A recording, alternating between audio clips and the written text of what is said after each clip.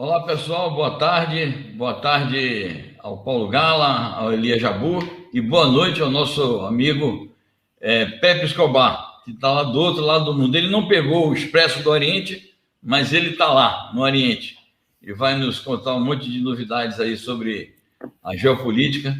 Temos o prazer hoje de fazer esse debate com o Paulo Gala, doutor em Economia na FGV, o Elias Jabbour, que é doutor em História e Geografia Humana na Universidade Estadual do Rio de Janeiro, ele foi doutorado aqui em São Paulo, e o nosso jornalista, correspondente internacional, mestre em geopolítica, Pepe Escobar, todos muito conhecidos de vocês, porque compartilham aqui conosco na TV 247 vários programas, protagonizam vários debates.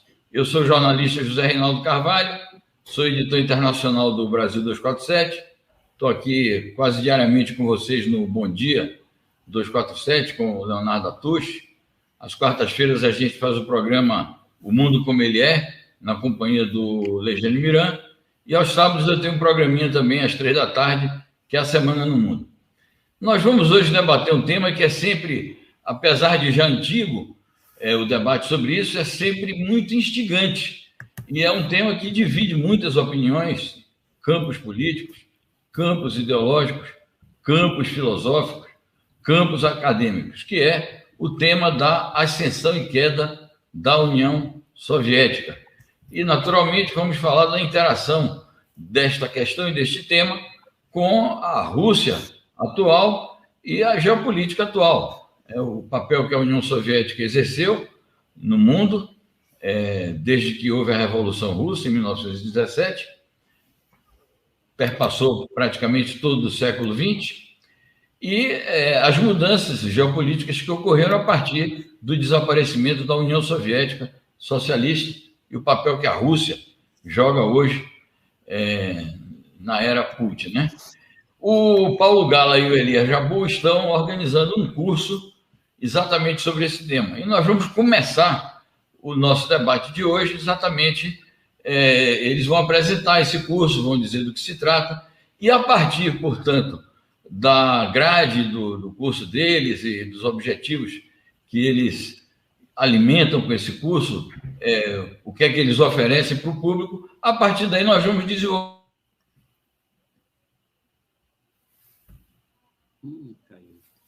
Deu uma cortadinha? Caiu o som. Está congelado. Bom, como a gente está ao vivo aqui, eu vou tomar a liberdade de seguir falando aqui, provocando vocês dois. Na verdade, é uma honra enorme, né, para poder participar dessa conversa com o Pepe Escobar, que eu admiro muito, viu, Pepe? Te sigo em todas as redes e assisto todas as suas intervenções. Acho que a gente nunca esteve junto numa live assim, então estou muito feliz aqui de poder dividir uma live com você. O Elias Jabbour já é o Elias já é meu colega aí de muitas guerras, né, Elias? É sempre um prazer estar aqui conversando com você. Na verdade, esse curso de ascensão e queda da União Soviética, eu me considero meio responsável por ele, né? Porque eu provoquei o Elias desde lá de trás, quando a gente começou a fazer discussão de China, né? O Elias, grande conhecedor de China, o Pepe também. E eu estudei um pouco no meu doutorado, mas eu sou muito mais limitado porque eu sou economista. Então, eu já peço desculpa de vocês dois, porque, em geral, o economista ele fala muita besteira, porque ele tem uma visão restrita de mundo, né? Então, eu tenho ampliado meus horizontes com o Elias, e com o que eu tenho visto do Pepe também me ajuda muito.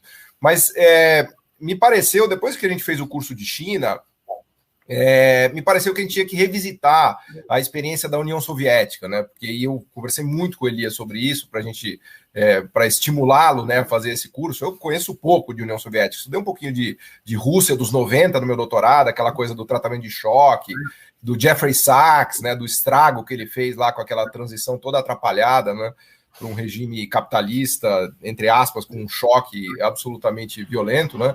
Mas, olhando a questão da China, me parece que não dá para entender o que acontece na China hoje, o que aconteceu, inclusive, na segunda metade do século XX e com a própria Rússia, sem revisitar essa discussão de União Soviética, né? Eu acho que a União Soviética é uma lição para o século XX, né? Então, foi nesse espírito que a gente tentou fazer esse curso, e eu provoquei muito o Elias, porque, a meu ver, o Elias é um dos grandes conhecedores dessa experiência de União Soviética, né, para não dizer que ele é ele é um apaixonado por isso, Pepe. Na verdade, o curso acabou virando um negócio meio de terapia, que é meio Elias no divã, porque ele coloca todos os dramas dele, né, de por que a União Soviética não deu certo, ou se é que deu certo, até onde deu certo. Desculpa, Zé Reinaldo, eu já fui falando. Gente, desculpa aqui. caiu aqui o João Pane, mas vamos em frente, por favor. Mas eu dizia que eu sou meio que o culpado por esse curso, porque eu fiquei provocando o Elias para a gente fazer essa reflexão de União Soviética e, claro, sobre a perspectiva dele, né? Ele que é um grande conhecedor de China, que é um grande conhecedor de história e de geografia, de Revolução Russa, de Stalin, de Lenin, de Trotsky, enfim, toda a história do século XX. O Elias é um dos grandes conhecedores no Brasil, assim como o Pepe. Então, realmente é um prazer e honra enorme poder estar aqui também, para ouvir um pouco o Pepe sobre a União Soviética, né? Porque eu acho que é um tema que é super atual, né? A União Soviética, num certo sentido, ela vive por aí em vários lugares, né? Por exemplo, na cabeça dos dirigentes chineses, né? Acho que não dá para entender muitas das decisões e do que os dirigentes chineses fazem até hoje sem revisitar tudo que eles viram, né? De União Soviética, de pressão geopolítica, de guerra com os Estados Unidos, de Guerra Fria, né? Até brinco com o Elias que eu me sinto hoje um pouco na Guerra Fria, né? Nessa relação muito dura entre os americanos e os chineses, né? Aquele encontro do Alasca foi um negócio, assim, catastrófico, né? Você vê os dirigentes americanos e os chineses quase que levantando e saindo no braço ali no Alasca, né? Então não tem como resgatar as tensões que a gente viu no mundo nos anos 60 e 70. Então eu fiquei muito feliz, né, com isso que eu aprontei, entre aspas, né, porque eu aprontei de fazer o curso da União Soviética, de estimular o Elias que dá, obviamente, a maioria das aulas. Depois até a gente deixa disponível aqui para quem quiser se matricular e conhecer o curso. Agradecer também à TV 247 o apoio, né, e esse espaço que está dando para a gente. Então eu fico feliz de ver que resultou aqui nessa conversa, que a gente conseguiu trazer vocês, trazer o Pepe, trazer 247 para conversar, e o próprio Elias, e acho que o resultado foi muito interessante, assim, de fazer essa discussão de União Soviética, que eu vou passar agora para o Elias falar um pouquinho dessa trajetória, e aí eu queria ouvir vocês dois sobre a União Soviética, porque acho que realmente é um tema que se discute pouco hoje em dia, né? Não vejo, pelo menos no Brasil, não vejo muita gente preocupada em falar, mas e aí? Porque tem uma visão, obviamente, de caricatura, né? Ah, não, deu tudo errado porque era um sistema comunista, deu tudo errado porque era um sistema centralizado, deu tudo errado porque não tinha mercado, assim, é uma visão totalmente rasa, né, do processo que se fez lá, né, e eu acho que cabe esse revisitar da União Soviética, né, então fico muito feliz de que tenha resultado em tudo isso, né, que está aqui no curso que a gente oferece para quem tiver interesse em dar uma olhada, e agradecer a oportunidade de poder discutir isso com vocês todos.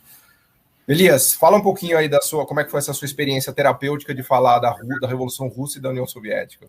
Não, primeiro, agradecer a TV 247 pela disponibilidade de abrir esse debate sobre a União Soviética, da gente podermos discutir o nosso curso, colocar à disposição o nosso curso para quem tiver interesse em fazê-lo, né?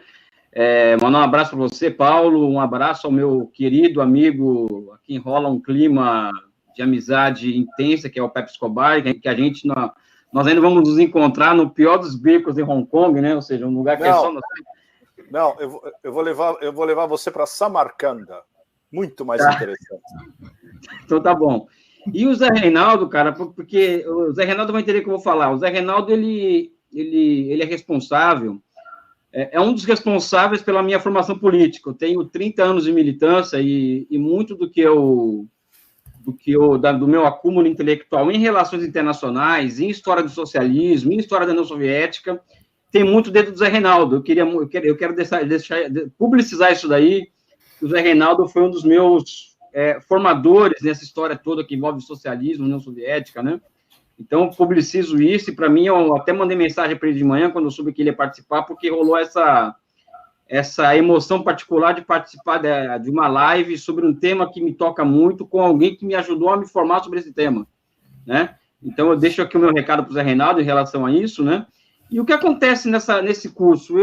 O Paulo ficou o tempo inteiro fazendo uma pressão para a gente montar um curso sobre a União Soviética, e eu tomei uma decisão meio que autocrática de me colocar em um divã e tentar responder as questões que eu fazia para a mim mesmo quando eu tinha 16, 17 anos, que foi o momento que comecei a militar. E qual que era a grande pergunta que eu fazia para mim? Já que o socialismo ele é vendido como uma experiência superior à capitalista, que é isso, aquilo, já que a União Soviética era era a vanguarda da humanidade, era o espelho para o qual nós olhávamos o tempo inteiro. Por que aquilo acabou? Né? E por que a China continuou? Né? Então, muito da minha trajetória enquanto, entre aspas, um intelectual dessa questão da construção dessa trajetória humana que, em torno do socialismo nos últimos 100 anos, não é? Eu me coloquei nesse curso no divã. Por exemplo, nós começamos a discussão, Zé, como que essa história, por exemplo, do Marx, a relação do Marx com a Rússia, que era uma relação conflituosa do ponto de vista intelectual. Porque se para Marx, por exemplo, a revolução aconteceria muito, seria na Europa, na Central, na Alemanha, na Inglaterra, na França, e que era por ali que ia acontecer as coisas, é na Rússia que o Capital e o Manifesto Comunista são muito bem recebidos. E aí, por exemplo, aqui um dado que é sempre interessante, a primeira edição do Capital, por exemplo, demorou meses, talvez um ano, para se esgotar na França. E em um mês já se esgotou na Rússia. Então, na Rússia, a recepção ao Capital de Karl Marx é uma coisa muito mais intensa do que na Europa. Né? E eu acredito particularmente, eu coloco isso muito bem na primeira e na segunda aula do curso, que o próprio Marx ele foi se orientalizando ao longo do tempo. Então, essa tese de que Marx foi uma figura eurocêntrica, etc., eu tento aqui um tanto quanto que desconstruir esse mito a partir dessa visão que ele passou a ter da Rússia e em contato com revolucionários russos, né? Então, acho que a primeira parte do curso é uma discussão em torno de Marx e a Rússia, o socialismo e a Rússia, por que a revolução acontece em um país que não era do centro do sistema capitalista mundial, que era a Rússia, né? E a partir daí vem todo aquele drama, ou seja, tomamos o poder, o que fazer com ele? Então, vem essas discussões em torno de como que fica essa questão da construção da base material para uma sociedade de nível superior, um país arrasado por uma guerra, né? E daí vem a tese que nós desenvolvemos no curso, Pepe, de que o socialismo soviético, o chamado modelo soviético, ele é um socialismo de estado de exceção. Então, o que se universalizou ao longo do tempo, ou seja, como modelo soviético, e quando as pessoas perguntam, olha, o que é socialismo? Aí, socialismo é aquilo que era a União Soviética, né?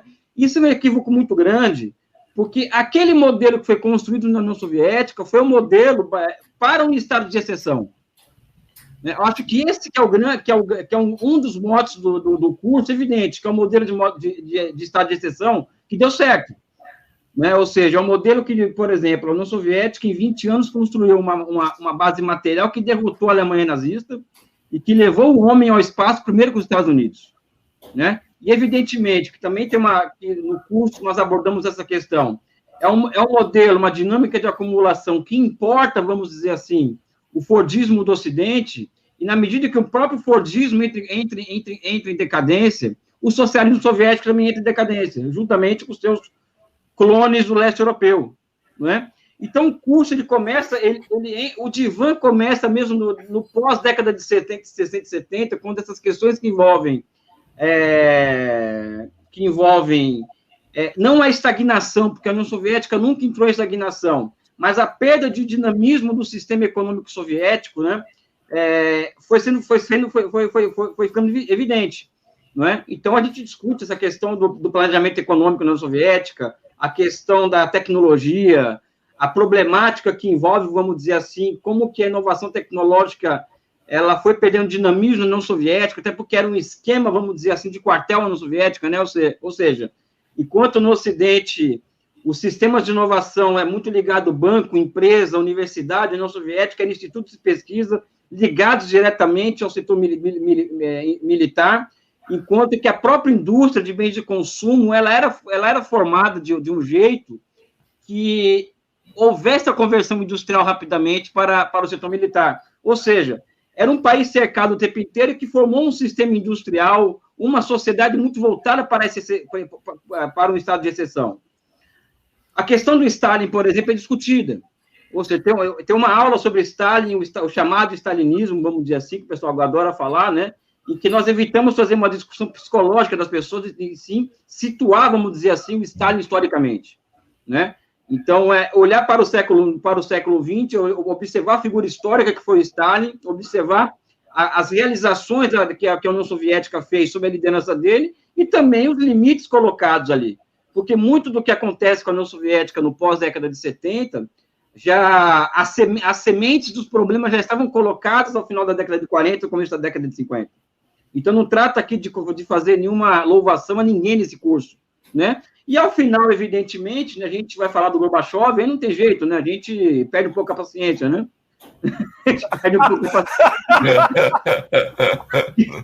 A gente perde um pouco a paciência, porque, em grande medida, acho que o Pepe acompanha isso, o Zé Reinaldo escreveu sobre isso na década de 80, que eu lembro, né? Ou seja, a União Soviética ela foi perdendo a sua alma na medida em que ela abandona de vez a perspectiva de ser um contraponto ao imperialismo norte-americano, né? E que ela busca um rearranjo com a Europa, com o imperialismo, e ela, por exemplo, ela cai facilmente na armadilha de Reagan, né? Ou seja, a armadilha da Guerra nas Estrelas, né? Então, o curso, pessoal, é um curso que vai desde Karl Marx, ou seja, desde a relação de Marx com a Rússia, até agora aí com Putin, que o Paulo Gala deve já em breve entregar essas aulas sobre a União Soviética, sobre a Rússia pós-Putin. Não começa a me cobrar, eu vou fazer a aula, não começa a me cobrar já, eu vou fazer, calma. Eu quero dizer para vocês o seguinte, foi um divã que para mim, ou seja, esse curso ele foi um divã, foi onde eu coloquei muitas das minhas elaborações, que eu não coloquei no papel, eu coloquei a prova nesse curso, vocês vão perceber isso claramente nessas aulas, que é um divã para mim. Eu coloco uma série de coisas para fora, vamos dizer assim, que eu nunca havia colocado antes, né? E dizer que muito do que eu coloquei nesse curso para fora foi muito também do que eu aprendi com a minha experiência de aulas, de palestras do próprio Zé Reinaldo, ou seja, para mim tem um significado especial ter o Zé Reinaldo aqui nessa bancada aqui hoje. É isso, pessoal, por enquanto, né? Para começar, né? O Pepe, se você me permite, eu queria, para te passar a palavra, eu queria já jogar uma questão a partir do que o Elias falou. Mas, primeiramente, eu queria agradecer muitíssimo aí e desculpar pela queda que houve no sistema, agradecer a introdução que o Paulo fez e as palavras muito gentis, generosas, exageradamente generosas do Elias, com quem eu tenho a alegria de me encontrar virtualmente hoje, nessa ocasião tão feliz. Eu queria aproveitar o que o Elias falou e jogar uma questão para o Pepe. Veja bem, Elias, você se referiu ao estado de exceção. Eu parto do princípio de que toda revolução ela é irrepetível na sua circunstância. E nós vamos ter tempo aqui de fazer os paralelos todos com a China. Os chineses, por exemplo, dizem que eles têm um socialismo peculiar, então é a construção do socialismo com peculiaridades chinesas. E agora eles agregam peculiaridades chinesas com a particularidade da nova era, essa era aí, sob a liderança do Xi Jinping. Então, eu pergunto o seguinte, não será toda revolução um estado de exceção e, portanto, o julgamento que se faça de cada medida dessa revolução, ele só faz sentido se inserido mesmo numa análise de circunstância? Por exemplo, né? Seria impossível conceber uma coletivização da agricultura nos termos em que a União Soviética fez, hoje, em qualquer país. Mas naquele período, foi ou não foi algo justificável naquelas circunstâncias? Assim como todas as demais grandezas e misérias que possam ter ocorrido naquele processo. Então, eu pego esse gancho da sua instigante conceituação de estado de exceção para ouvir o parecer do Pepe, que conhece muito a experiência soviética, a partir da análise de circunstância. Bom, eu vou responder depois. Você quer que eu responda essa questão? E vocês vão entender por que eu vou responder depois. Tá. Porque antes eu quero fazer 10 séculos em 10 minutos. Quando o Elias me chamou para essa live, já que ele fez a psicanálise dele, deve ter durado vários meses para mostrar o curso, e o meu divã lacaniano durou algumas horas hoje. E foi sensacional, porque eu estava numa trip psicodélica, onde eu voltei ao século X. Eu falei, que legal. Então eu vou fazer o meu cursinho também para mostrar para eles. Se eles anunciar o curso, eu vou fazer um pré-curso para anunciar, para entrar de cabeça no curso deles, que vai ser essencialmente União Soviética. Eu acho que é impossível a gente entender o que aconteceu desde 1917 se você não conhece 10 séculos de história pregressa da Rússia, que é uma história extremamente complicada e fascinante, e que envolve várias das minhas paixões históricas, que eu tenho desenvolvido nos últimos anos nas minhas colunas e que eu estou usando para o livro que eu quero escrever antes de morrer, basicamente. Que é, basicamente, a influência dos impérios nômades na história. E todos esses impérios nômades eram euroasiáticos, né? E a influência desses impérios na história russa é fundamental, além da influência de Bizâncio. Então, para a gente entender esses primeiros séculos da história da Rússia, desde os Vikings chegando no século 9 a 10 e montando o embrião do que seria a nação russa, no que eles chamam de Kievan Rus, ou seja, é a área em torno de Kiev, um pouco a oeste, um pouco ao norte, um pouco ao sul, mas em torno mais ou menos de Kiev, que é o embrião do que virou a nação russa depois.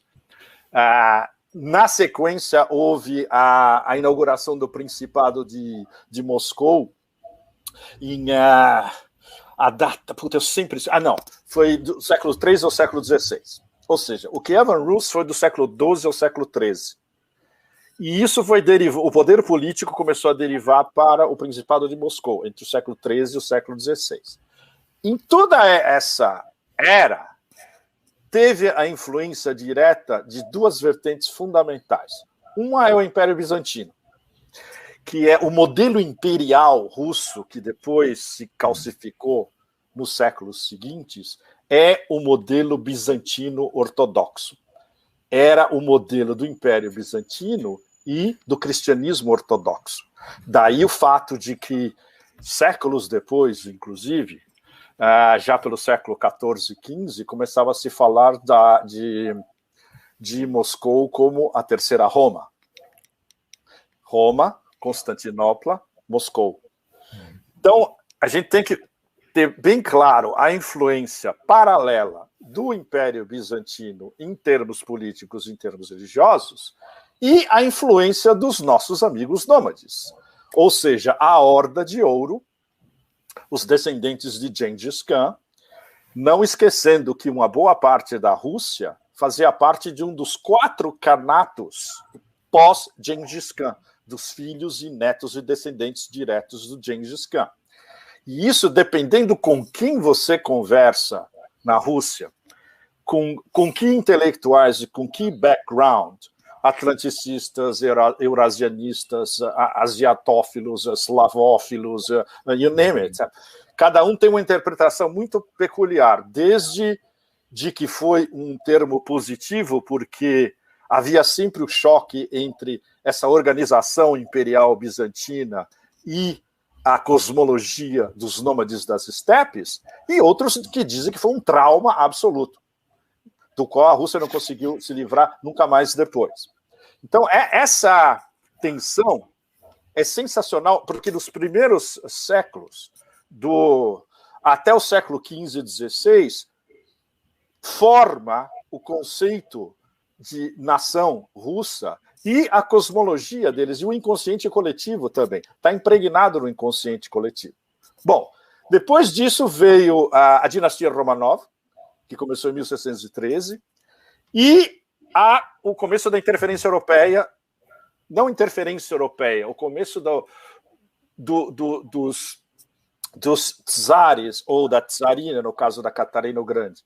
Pedro Grande e a Catarina Grande absorverem influências da Europa se industrializando, do iluminismo, e modernizar a Rússia a partir de parâmetros europeus.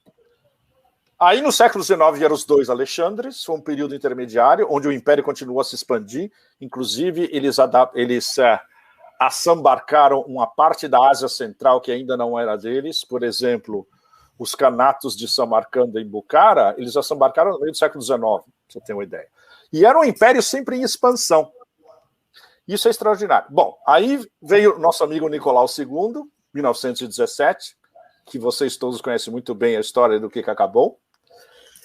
justamente Lenin, a Revolução, o stalinismo, a União Soviética de Stalin, a quebra com o fim do marxismo e a entrada radical do neoliberalismo dos anos 90, que virou tudo isso de ponta cabeça, que foi um negócio que eu experimentei direto. Eu viajei a Transiberiana no inverno de 1992. Eu saí da China começando a crescer, já em cima daquele impulso do Deng Xiaoping, quando ele fez aquela famosa visita ao sul da China no começo de 1992, e eu cheguei em Moscou completamente desagregada com o fim da União Soviética na prática. Ou seja, foi uma das experiências práticas da minha vida mais impressionantes. Eu escrevi sobre isso num dos livros que eu publiquei no Brasil, e depois eu escrevi em inglês para o Asia Times, refazendo essa viagem. Né? Bom, então aí eu montei um mapinha. Uma coisa que eu não fazia há anos. Eu peguei papel, caneta. A gente pode ter um acesso a esse mapa depois, Pepe, e mandar para a gente um print, alguma coisa? Porque eu faço questão de botar ele no curso, se você me autorizar. Ah, mas eu boto porque as pessoas vão gostar. Parece um mapinha de estudante do colégio. Fantástico. E eu gostei de fazer assim mesmo, com a minha letra mesmo, escrevendo em português, que eu não escrevo há 20 anos, papel e caneta. Aí eu fiz esse mapinha aqui. Que eu vou mandar para vocês. Fantástico. Depois. Eu vou colocar lá na plataforma do curso, se me autorizar, eu já vou colocar nas aulas lá de introdução. Coloquem no curso e eu faço um textinho explicando a história do mapinha. E por que eu fiz esse mapinha? E se você me autorizar, eu vou publicar no meu blog também, que seria uma honra ter um post seu lá com o mapa. Paulo, você pode fazer o que quiser, você pode vender o mapa como um samizado. Não, o blog é aberto, não é para ganhar dinheiro, não, é só para dar publicidade. Pois é, e eu não vou publicar isso daqui em inglês em lugar nenhum, ou seja, eu fiz para o nosso programa, especificamente. Fantástico. Por que eu fiz esse mapinha?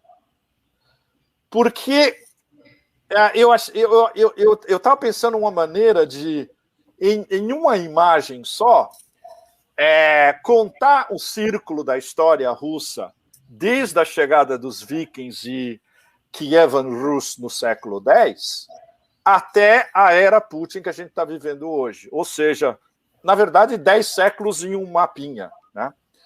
E no meio, vocês vão ver que tem essas 4 bolinhas no centro do mapinha. Elas são o que eu identifiquei como os fatores principais que formam a nação russa, a cosmologia russa, o inconsciente coletivo russo. A língua, que foi um fator de russificação e de unificação, que era uma coisa que os mongóis, que tiveram o maior império da história, eles não conseguiram unificar aquele império absurdo que eles tinham, que ia do Pacífico até a Hungria, com tudo no meio, inclusive, porque eles não tinham uma língua unificadora. Era um conglomerado de línguas, falava-se mandarim, persa, uigur, árabe, tudo. Os russos não, é uma língua unificadora, um fator de russificação, importantíssimo. Você fala russo em Baku, você fala russo no Quirguistão, e você fala russo no extremo leste da Sibéria, nas ilhas Sakhalin. É um negócio absolutamente extraordinário. Né? O segundo ponto principal, o patriarcado ortodoxo, que é a herança do modelo imperial bizantino. Né? O terceiro ponto, que é super importante, e acho que vai entrar diretamente na análise do Elias depois. Autocracia. A autocracia é um fenômeno histórico na Rússia desde o século X, desde o príncipe Vladimir, passando por Ivan o Terrível, quando ele foi coroado czar no meio do século XVI, passando por todos os expoentes da dinastia Romanov, Pedro o Grande, Catarina o Grande, os Alexandres, o Nicolas II, etc. e tal. E aí o Elias vai ter um ataque cardíaco, vai me xingar muito, passando pelo Lenin e pelo Stalin. Também. e aí eu jogo de propósito para a gente brigar no ar a respeito. Claro, civilizadamente sobre isso. E eu vou explicar por quê. Isso não é um julgamento moral, de valor ou ideológico. Eu vou colocar a minha interpretação de Lenin e Stalin justaposta, e me interessa muito ouvir de vocês, a interpretação de vocês. Bom, aí essa construção do mapinha. Então tem vários pontos super importantes. Eu fiz várias notas, mas eu não sei se a gente vai ter tempo de passar pelas notas, talvez mais tarde, durante a nossa conversa, né? Para chegar diretamente ao ponto Lenin e Stalin, que eu vejo que o Elias já está começando a esquentar na história, eu interpretei Lenin como um internacionalista, desde o início. E antinacionalismos. Não se esqueça que, no começo do século XX, existiam vários nacionalismos, justamente porque este é um império multiétnico. Existiam nacionalismos no Cáucaso, na Ásia Central, na Sibéria, herdeiros dos tártaros na Crimeia, todos os lados. E vocês viram como é que o Stalin lidou com esses nacionalismos depois, né? E o Lenin queria fazer uma construção federal para a União Soviética. E não rolou, como a gente sabe. Por quê? Porque quando chegou o Stalin começou a se comportar como a Rússia imemorial, como um czar, na verdade. No fundo, o Stalin foi um czar dentro daquele manto do internacionalismo proletário, que, na verdade, era um eufemismo para dizer que, olha, tem algum nacionalismo estourando aqui e lá, a gente vai lá e corta a cabeça, né? E não só esse czar estava reinando sobre o império constantemente em expansão, como um dado super importante do começo da Revolução Bolchevique, de 1919 e 1920, eles reconquistaram territórios que na época estavam mais ou menos flutuantes, ou semi-independentes. A Bielorrússia, super importante, a Ucrânia e a Ásia Central. Na época, elas não faziam parte da União, do que seria a União Soviética. Eles eram relativamente independentes e eram descendentes de Khanatos, alguns deles, como na Ásia Central. E depois, os bolcheviques, nos primeiros anos, até 1923, 24, eles impediram a desagregação do império. Isso é super importante. Eles estavam sempre... Mas por que isso está no inconsciente coletivo russo? A ideia imperial estava sempre aí, nós temos que impedir a desagregação do império e reincorporar tudo que era, digamos, as nossas satrápias anteriores, né? E isso levou a uma centralização enorme, que é a época stalinista. Então, Elias, me contradiga, diga que eu estou errado, ou vamos estabelecer um debate, né? Que seria basicamente o internacionalismo proletário visto pelo Stalin como o Partido Comunista da União Soviética acima de tudo, o que é uma interpretação, se você for analisar historicamente, era a interpretação dos nômades da estepe. O Gengis Khan e os mongóis, eles tinham uma cosmologia que era... eles eram nômades adoradores do céu, literalmente. Tengri em mongol. Tengri em mongol, o céu, era o poder absoluto. E o Khan, o grande Khan, Gengis Khan e depois os seus descendentes, era a personificação desse poder. Ou seja, eles construíram um Estado universal, os mongóis. E isso ficou dentro do inconsciente russo durante séculos, sabe? Germinando. E, da maneira que eu interpretei, o Stalin voltou diretamente a essa, digamos, essa base seminal da formação da nação russa, baseado nessas duas vertentes o tempo todo, o modelo bizantino e o modelo dos nômades. Bom, essa é a minha introdução, digamos. Perfeito. Muito obrigado, Pepe. O Elias, aproveitando que o Pepe lhe passou uma questão, você já incorpora aí a pergunta da nossa Janete Urtasun, que ela pergunta sobre se o Estado democrático é possível em sistemas comunistas ou socialistas. Eu acho muito interessante esse debate, vão correndo aqui as opiniões também no chat, e cada um de nós vai abordando a questão sob um ângulo, e como o Pepe deu essa entrada aí na história, me ocorreu um texto do Dostoiévski, onde ele falava a Rússia e os europeus, onde ele dizia o seguinte: a Europa jamais compreenderá a Rússia e o povo russo. E eu acho que as muitas controvérsias que há sobre essa civilização tão antiga como mostrou o Pepe, e o próprio socialismo na União Soviética, com todas as variantes de interpretação que há sobre isso, é um pouco a verificação disso que o Dostoiévski falava. Mas Elias, responder sobre a questão da democracia, incorporando os questionamentos todos que fez o nosso Pepe. Está no mudo. Ô, senhor Elias.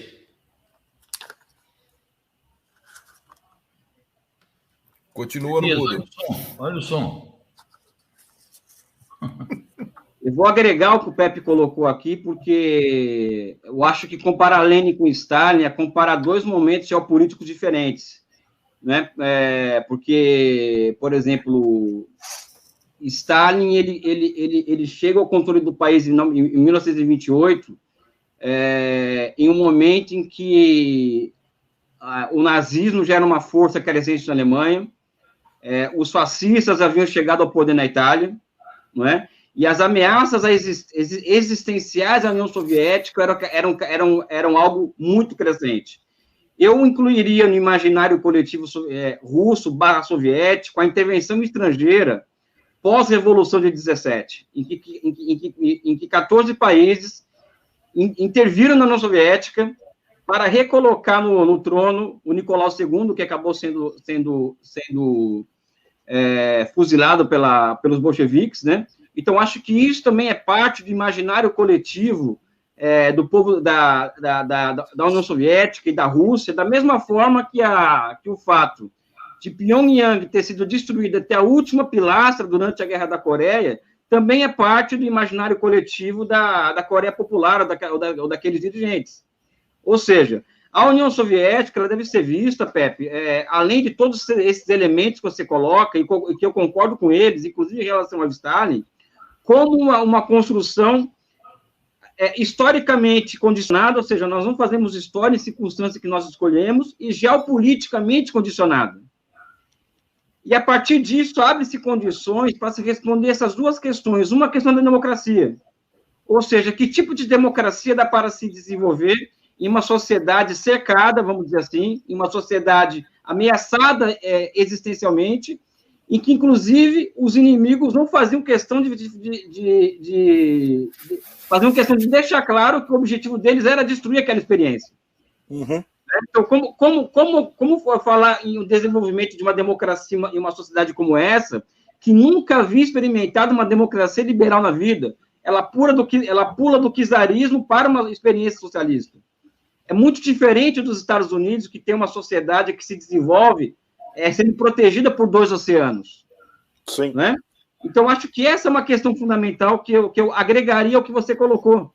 Não é? Além do mais, quando você fala do Principado de Moscou, por exemplo, tem um texto do Trotsky chamado Peculiaridades do Desenvolvimento da Rússia, que é o primeiro texto daquela trilogia em que ele trabalha essa questão, em que ele fala do Principado de Moscou. E uma das características desse Principado de Moscou, da Rússia em geral, é que como aquilo ali era uma terra em que as tribos nômades iam para cima e para baixo, precocemente o feudalismo ele existe, mas existe de forma centralizada, ou seja, não são vários feudos que controlam o país.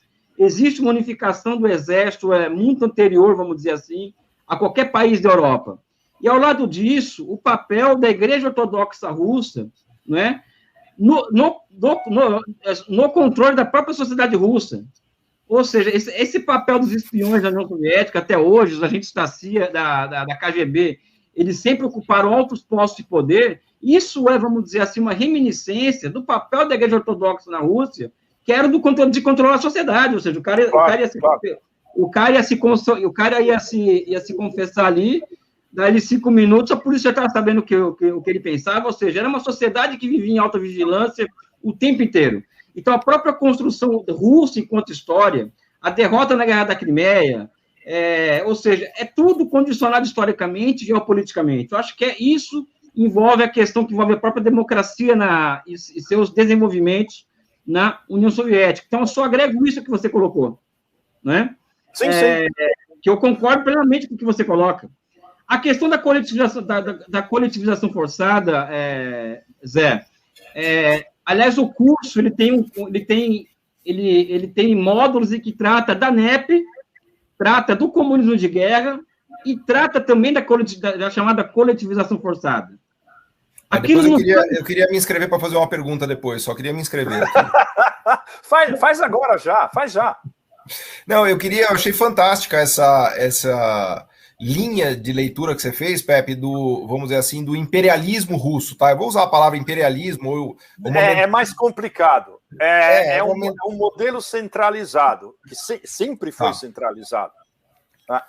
Ou seja, uma visão lá no inconsciente coletivo dos russos da centralização e da importância da centralização, seja no Tsar, seja na Revolução Russa, em todo o período socialista, né? E eu queria pegar esse gancho, porque eu estou louco aqui para mudar um pouco a conversa, trazer para a China, para a China, para a Rússia de hoje, mas para a China também, porque quando a gente pega, aproveitando essa resgate histórico que você fez, Pepe, daria para a gente transpor um pouco disso para a China também? Não, porque a experiência histórica é completamente diferente. Toda a sequência dinástica chinesa, pelo menos 2.200 anos, né? Desde o primeiro imperador, século II a.C., até o fim da dinastia Qing, tem uma continuidade cultural, religiosa também, mas, ao mesmo tempo, existia sempre uma dinâmica entre Beijing e as províncias. Eles sempre estavam atentos em Beijing de que as províncias não iriam estar sempre cumprindo os ditames, ia haver rebeliões para cima e para baixo. Daí essa preocupação histórica chinesa com Luan, né? Caos. Porque o meu drama é ver como o comunismo caiu neste lugar que você descreveu para a gente e como ele caiu na China. Por isso que eu estou querendo fazer essa contraposição. Porque, pelo que você está colocando, o comunismo na China ele caiu de maneira diferente, então. Mas o comunismo caiu na China? Não, foi a famosa resposta que Boa pergunta. Chegou na China. Ele quis dizer que ele chegou na China, né? Ah, bom. Não. Chegou. Não. Ah, bom. Tá bem. Caiu no colo dos chineses. Isso, caiu no colo, exato. É como ele aterrissou na China e como ele aterrissou na Rússia. Coloquei mal, né? Porque na China, pelo contrário, ele está ascendendo numa velocidade impressionante, né? Está longe. Você me lembrou a famosa conversa do Deng com o Gorbachev em Tiananmen, em 1989? Vocês lembram que quando o Gorbachev foi visitar o Deng, estava no meio da história de Tiananmen. Foi no fim de maio de... Eu lembro muito bem, porque eu estava na Europa, eu estava louco para ir para Beijing, não consegui um visto, e eu acompanhei da França e da Itália, basicamente, todo dia, grudado nessa história. E o Deng falou, olha, eu acho que vocês fizeram o contrário. Vocês estão querendo abrir a política antes para depois abrir a economia. Não é isso. É o que a gente está fazendo aqui. E a gente vai abrir a política muito mais tarde. Na verdade, segundo o Deng, eles vão abrir a política em 2049, né? Quer dizer, abrir entre aspas, né? Primeiro tem uma série, as metas a cumprir, que incluem agora, na era Xi, esse desenvolvimento tecnológico para passar por cima do Ocidente, e eles vão passar como um rolo compressor, o objetivo é 2049. E aí, como o Deng codificou antes do handover de Hong Kong, ainda no começo dos anos 90, aí pode haver uma espécie de... Não democracia liberal como nós a conhecemos no Ocidente, mas uma democracia participativa, que na China já existe a nível cantonal, regional, em muitos casos. A gente já conversou sobre isso com o Elias, né? Então, quer dizer, eu consigo fazer a tradição histórica da China, no limite, levaria ela a uma relação mais participativa do centro e dos governados, por assim dizer, enquanto que na Rússia teria uma mentalidade mais centralizadora e essa tradição histórica levaria a posições mais autocráticas, assim. Sim, porque esse mix do modelo imperial bizantino, cristão ortodoxo, e dos impérios nômades das estepes, onde os nômades, o objetivo principal deles era como adoradores do céu, segundo Heaven, ou seja, eles eram adoradores do céu, os mongóis. E isso ficou impresso na mente russa. Eu tive uma discussão sobre isso sensacional em Moscou com o Sergei Karaganov, que é o Kissinger russo. Quando ele me recebeu, uma das primeiras coisas que ele falou nós somos descendentes dos mongóis.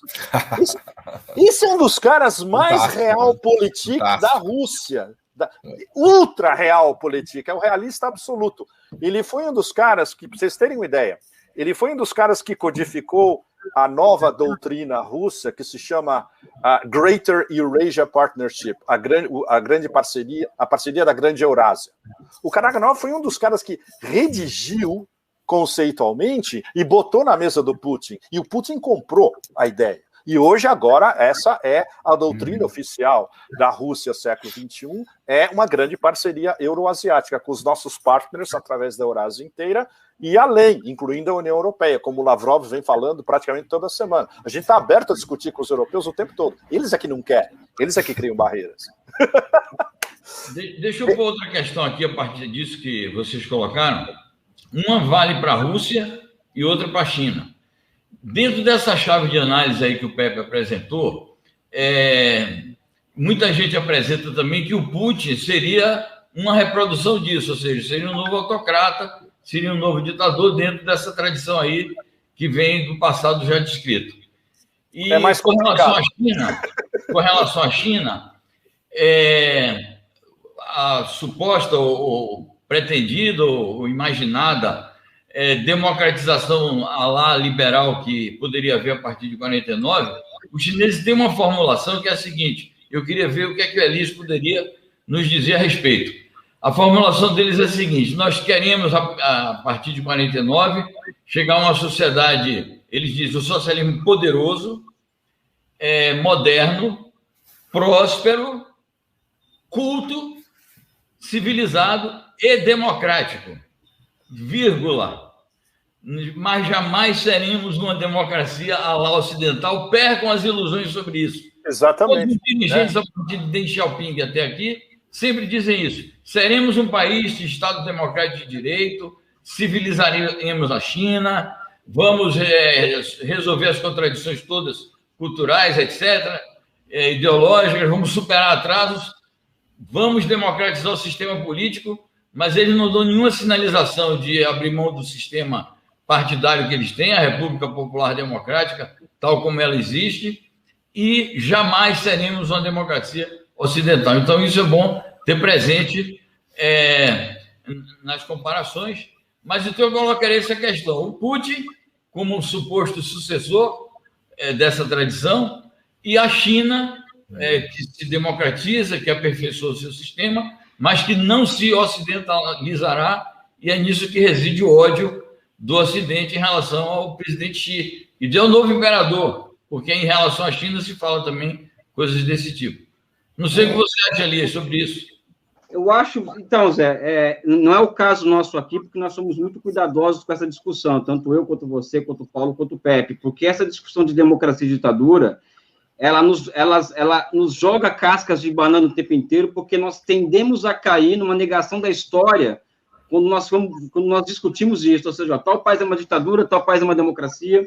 Eu acho que cada país ele é uma história e o que nos faz diferentes enquanto analistas da realidade é que nós observamos os fenômenos historicamente, né? Ou seja, a Rússia ela é o que é por conta de uma história que o Pepe Escobar colocou aqui, que é uma história que é riquíssima, vamos dizer assim, e que é uma história que não, vamos dizer assim, que é tão rica quanto qualquer história de qualquer outra civilização, não é? Mesma coisa é a China. Nesse sentido que eu vejo, Zé, é que são dois países que caminham para a formação de democracias não liberais, né?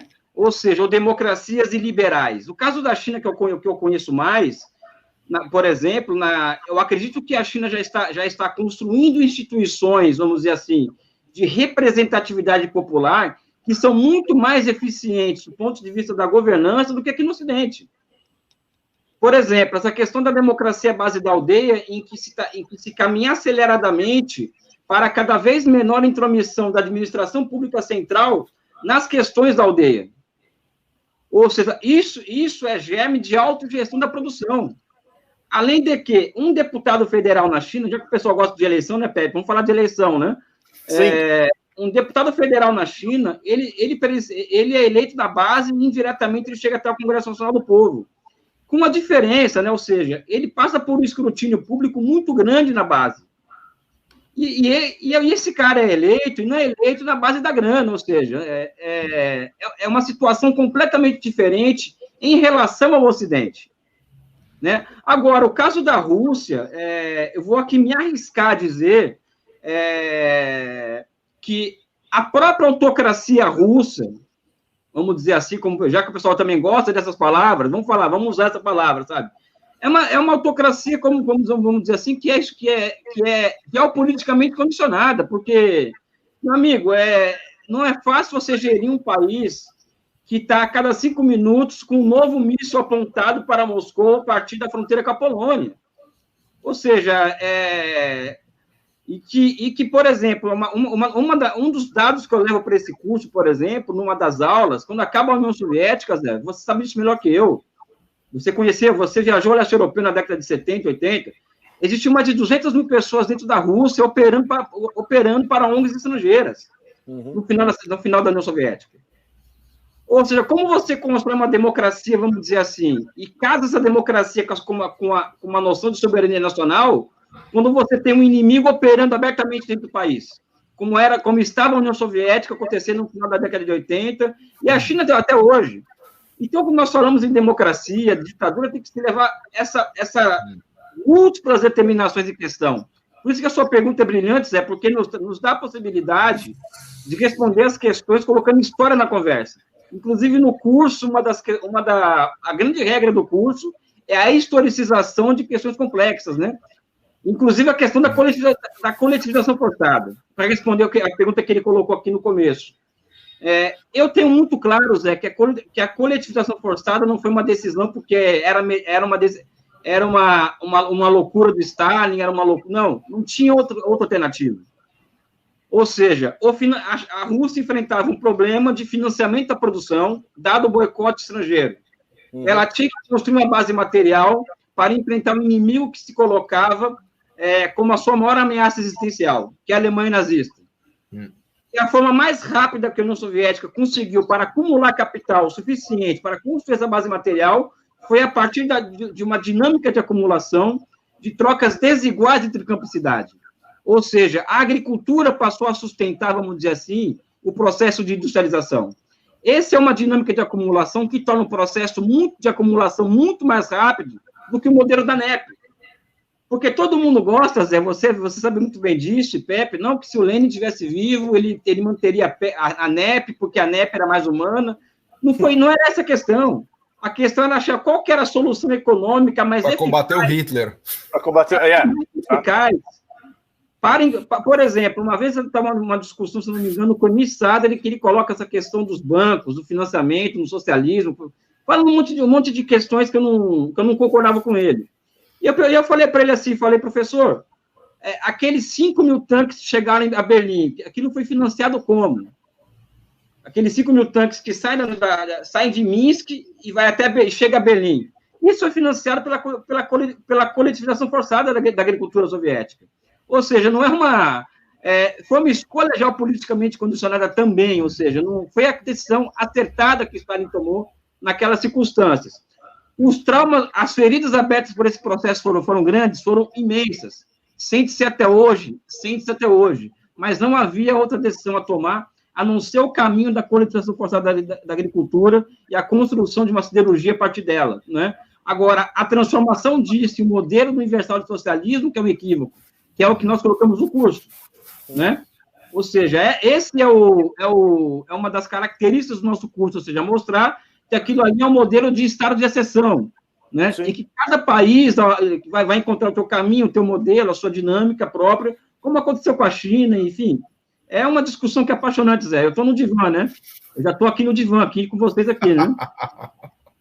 E é algo que a gente tem ouvido o tempo todo, especialmente do Lavrov e do Wang Yi, nós não temos modelo para exportar. O nosso modelo serve para as nossas contingências históricas, para o nosso momento histórico, para o nosso processo de desenvolvimento. Não é que a Rússia e China estão querendo, por exemplo, colonizar ideologicamente ou com um modelo a maior parte do sul global, de jeito que e isso faz parte da propaganda americana o tempo todo. Que, aliás, é o que os Estados Unidos quer fazer, colonizar o resto do mundo com as ideias dele, né? Só para registrar. Não, que é o que eles vêm fazendo desde 1945 e agora estão desesperados porque tem um contrapoder que não existia antes. E o contrapoder é o pesadelo supremo de todos os think tanks de Washington, começando pelo Brzezinski já no começo da década de 70, de ter uma parceria estratégica entre dois competidores que estão no mesmo nível, Rússia e China, e ainda por cima unidos por uma parceria estratégica. Mas isso é o pesadelo supremo das elites americanas. É tudo que eles têm feito desde 1945 para que não aconteça. São quase duas Uniões Soviéticas, né, Pepe? Exagerando o raciocínio. Nossa, exatamente. E sem aquela disfuncionalidade interna que existia. E aqueles, como é que chama, desníveis de desenvolvimento que existiam dentro da União Soviética. Por exemplo, existia trechos da Ásia Central que estavam quase no quarto mundo, por exemplo. Né? E completamente isolados, ou seja, tinha partes... Você me permite um adendo, Pepe? Diga. Se nós formos observar aquelas repúblicas soviéticas que eram islamizadas, né? Os estados da Ásia Central. Sim. Se não fosse a existência da União Soviética, aquilo ali seria tudo Estado Islâmico até hoje. Totalmente. Ou seja, a União Soviética ela foi um fator civilizatório para si mesma e para outros povos que ainda faz falta uma literatura a respeito disso. Sem dúvida. Ou seja, o caráter civilizatório da União Soviética para a sua periferia, vamos dizer assim, né? A periferia da própria União Soviética, né? Mas isso já tinha começado antes, viu, Elias? A Catarina a Grande, ela colocou as terras do Islã dentro do Império sob a supervisão de um organismo laico. Isso é super importante. Ou seja, já no meio do século XVIII, isso já estava andando. O problema é que depois, com a decadência dos Romanov, várias dessas áreas ficaram mais ou menos independentes. E aí, durante a União Soviética, elas foram reabsorvidas pelo Exército Vermelho no começo da década de 20, justamente. O que você falou é absolutamente correto. Tem um outro aspecto que me fascina historicamente, é que essas áreas da Ásia Central eram as áreas dos grandes impérios nômades. Era de onde vinham os Parthios, the Scythians, como se diz em português? Scythians. Bom, anyway, os sítios, os turco-mongóis, diversas subdivisões turco-mongóis tribais, na Sibéria também, uma coisa super interessante que aconteceu, inclusive, antes de 1917, é que o Império em expansão usava os cossacos como uma espécie de special forces. Os cossacos eram os special forces da dinastia Romanov para controlar esses povos das estepes, porque eles também eram nômades das estepes. Ou seja, era um dos descendentes dos impérios nômades que era usado por São Petersburgo, né, no caso, para dominar essas etnias e essas mini-repúblicas internas da Ásia Central. Que aí... Diga, vai. Não, eu estou interessado naquelas anotações que você tem aí, que você ia falar daqui a pouco. Eu não sei se vai dar tempo, mas deixa eu ver. Tem uns temas, inclusive, que eu posso soltar para vocês todos discutirem. Que essa expansão do Império durou 4 séculos, basicamente, né? Do século XVI ao século XX. E durante esses 4 séculos, os russos conseguiram fazer o que os mongóis não tinham conseguido, que é montar um império euroasiático e Exatamente. Mantê-lo, cultivá-lo e expandi-lo o tempo todo. Então, por que eles conseguiram? E isso é que acho que a grande pergunta, que inclusive toda a literatura acadêmica que eu li, não existem respostas precisas sobre isso, existem teorias. Como foi forjada durante a fase imperial toda, e aí extravasando, inclusive, para a União Soviética, uma ideologia política euroasiática, porque, afinal, eram os russos controlando praticamente a Eurásia inteira. Era um império... Foi, né, durante todos esses 4 séculos, inclusive durante a União Soviética, super importante, um império euroasiático multiétnico. Isso é um negócio absolutamente único. Era um Gengis Khan turbinado, né? Era ótima definição, Paulo. Era um Gengis Khan em esteroides, né?